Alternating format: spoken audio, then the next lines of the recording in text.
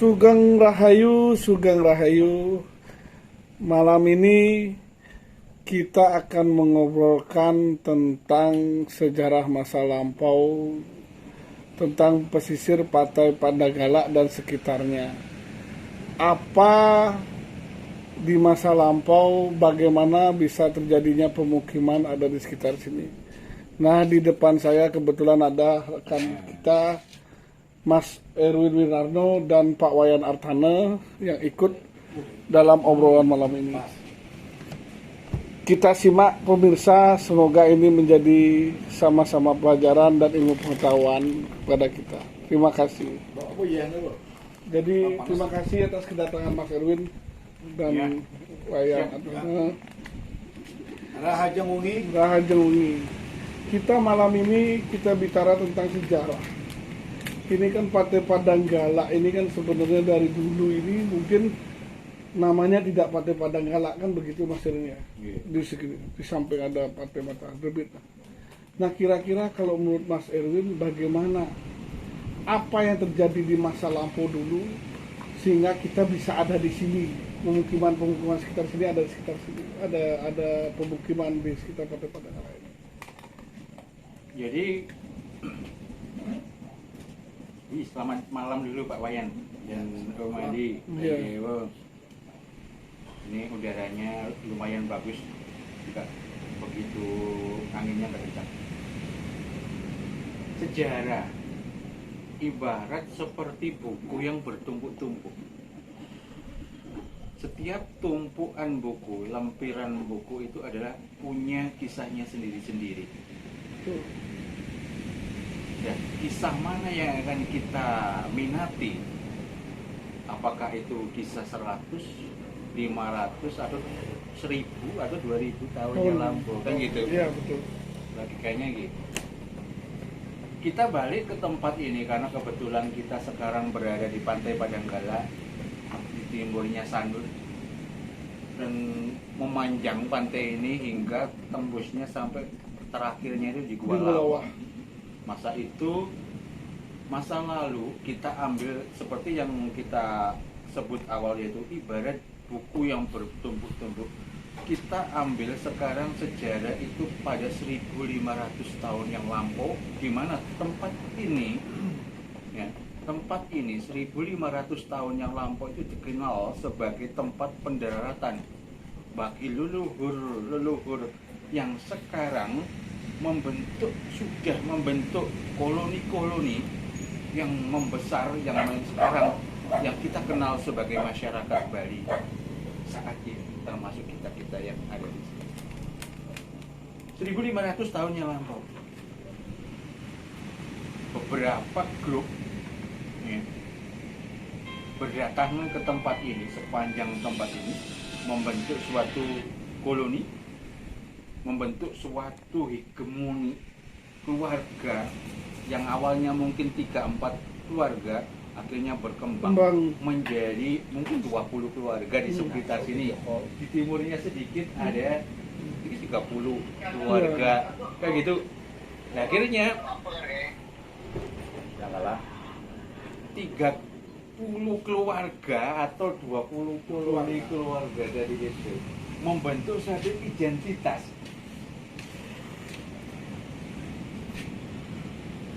Apa ini Pak?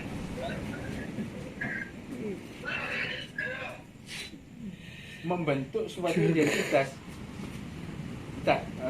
Bentar, teman-teman, ada sponsor. Ini lewat. Ini ada gangguan nih lewat nih. Penghuni warung lagi sibuk nih. Ya lanjut. Ya, kita lanjut ya.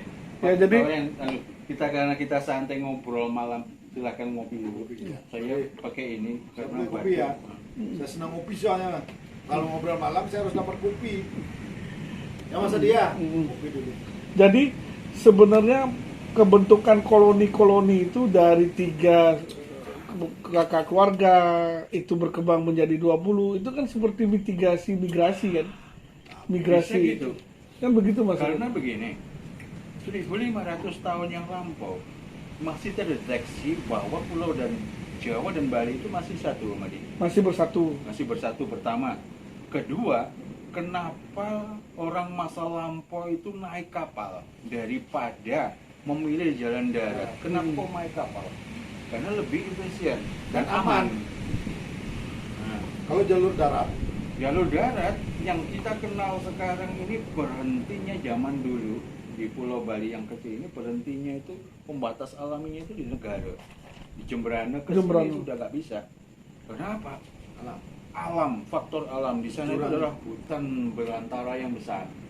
Sungai Di yang dalam besar-besar. hutan ada harimau Sungai. Bali. Binatang Binatang buas lah. Belum lagi jurang Hmm. yang kita kenal sekarang dibuat jembatan-jembatan tinggi. iya, yang tinggi-tinggi itu. Akhirnya leluhur masa lampau ini memilih jalur Laut. muter dia. memutar. Akhirnya tidak berhenti. Kenapa tidak berhenti di Uluwatu? Berhenti di Pecatu. Sangat jarang. Karena apa, di sana ombaknya besar. Langsung dengan Samudra. laut selatan. Ombaknya besar. Akhirnya banyak dari 75% dari 100%, 75%-nya itu mendarat di sini. Karena kenapa mendarat di sini? Di sini terlindung oleh Nusa Penida. Betul. Ombaknya tidak besar. Akhirnya kapal dengan mudahnya mendarat di sini, membentuk itu dari Koloni-koloni. koloni-koloni, Pemukiman-pemukiman. pemukiman-pemukiman. Nah, pemukiman ini lambat laun 100, 200, 300, 400 tahun kemudian Membesar. membentuk suatu pemerintahan sendiri, membentuk suatu tradisi sendiri.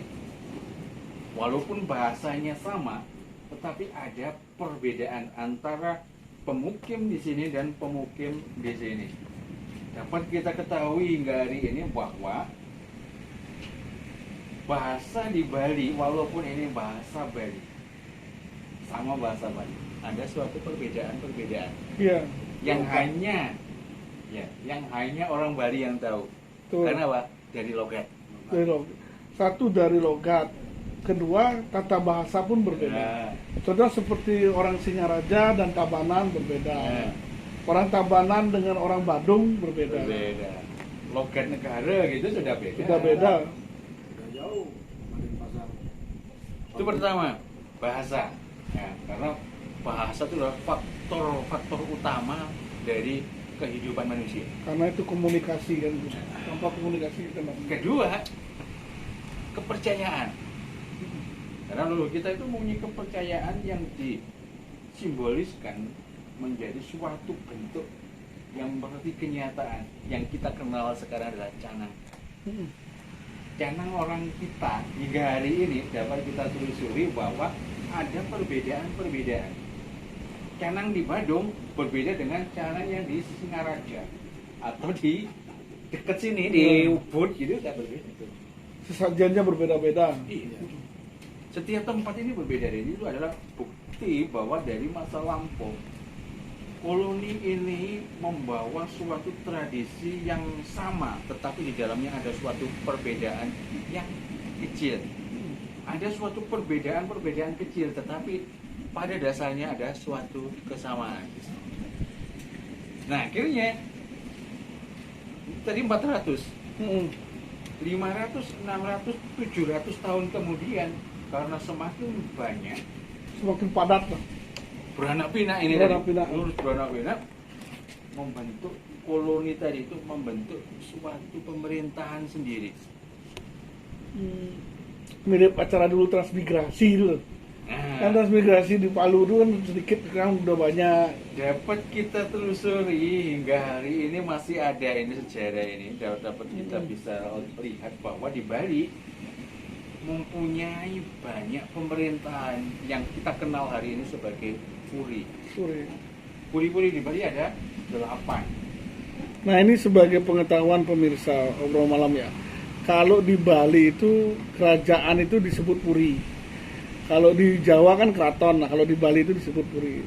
Nah, dan di Bali ini kebetulan di setiap daerah ya. Saudara yang pulau yang kecil begini ini mempunyai pemerintahan sendiri-sendiri, tidak satu dua, tapi sampai 8. Yang kita bawa sampai ke pemerintahan sekarang loh. Kalau dulu namanya raja, sekarang kan bupati lah. Kalau dulu 8. Karangasem, Punya Puri sendiri. Karangasem, Klungkung punya Puri Klungkung, kan begitu. Badung punya Punya. sama Sampai negara. Sampai negara. negara punya 8 kan ya? 8, emang 8. 8 puri di Ya, bawah. 8. Dan memiliki Pemerintahan. masing-masing cerita unik-unik itu.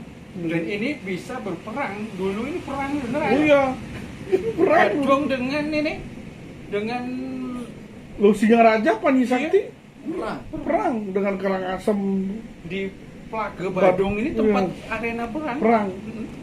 gesekan-gesekan itu. Perang beneran. Orang-orang masa lampau, leluhur masa lampau yang mempunyai identitas itu tadi. Akhirnya, karena berperang terus, ya, adu fisik terus, saudara yang mempunyai tempat berbeda-beda, mempunyai tradisi yang berbeda, akhirnya mempunyai pemerintahan berbeda, yang berawal dari pemukim-pemukim yang datangnya tidak sama tadi. Iya. Akhirnya karena terus bergesekan dan akhirnya sampai bertumpahan darah, waktu itu akhirnya ada beberapa putusan yang mendamaikan, yang diantaranya melalui struktur kepercayaan yang kita sebut sekarang agama.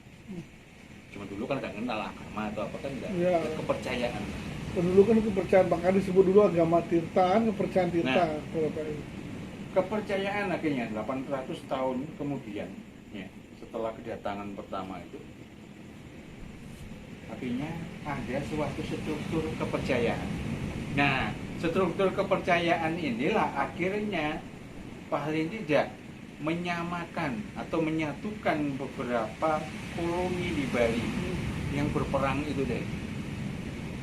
Berarti sebenarnya Mas Ren, bisa kita tangkap itu sebenarnya pasti di pesisir dulu yang ada pemukimannya kan gitu. Iya, terus pesisir berengsek- laut baru ke berengsek tengah, kan gitu. Contohnya gini Om Adi, ini kisah nyata dari Trapase. Ya, Trapase. Pase awalnya, ya. Ini semoga bermanfaat ini Iya, untuk teman-teman semua. Keluarga Pase ini kenapa kok disebut Pase? iya. Ini mungkin ya semoga sekarang jadi ada ilmu pengetahuan baru. Iya. Karena ilmu pengetahuan itu tidak mutlak benar kan ya. Mm-hmm. Jadi kita juga tidak membenarkan, tapi kita melihat dari struktur naskah Iya. atau dari sumber-sumber masa lalu melalui lontar dan lain-lainnya, bahwa mereka ini juga datang dari lautan. Awalnya. Pendatang dari lautan. Akhirnya kenapa dibuat struktur Pase ini berhubungan dengan kayu-kayuan waktu itu. Nah, kayu ini awal muasalnya adalah asal dari kapal yang dipakai untuk berlayar itu. Bisa salah satu contohnya kayu celagi. Nah, kayu asem itu awal muasalnya adalah bahan-bahannya dari kapalnya itu, dari kayu asem yang ada di tempat asalnya. Kayu selom dan lainnya, kayu hitam itu berasal dari daerahnya masing-masing, kayak gitu loh. Iya. Akhirnya merengsek mencari air tawar, naik ke danau kan dari itu Iya. logikanya. Jadi kita lanjutkan dari itu, akhirnya menyatukan koloni-koloni yang berperang tumpahan darah ini tadi.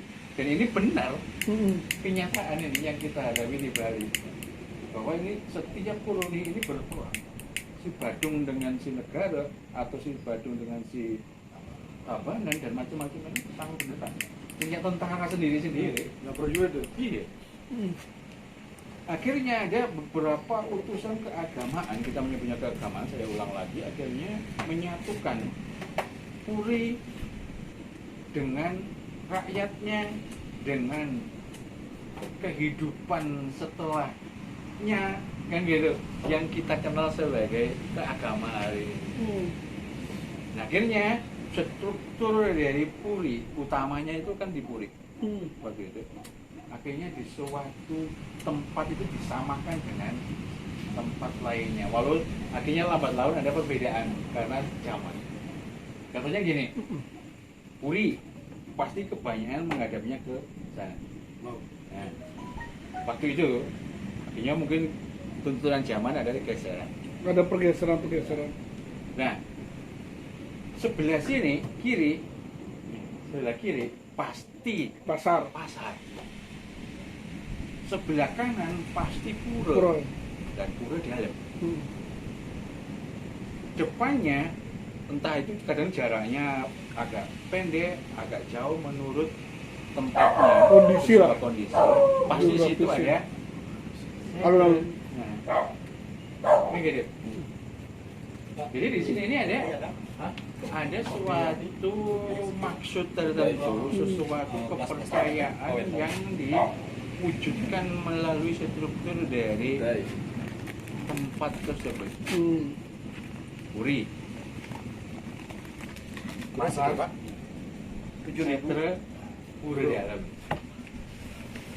Dan itu tatanan itu juga sama kan? Iya. Di daerah-daerah lain seperti Jogja kan begitu juga.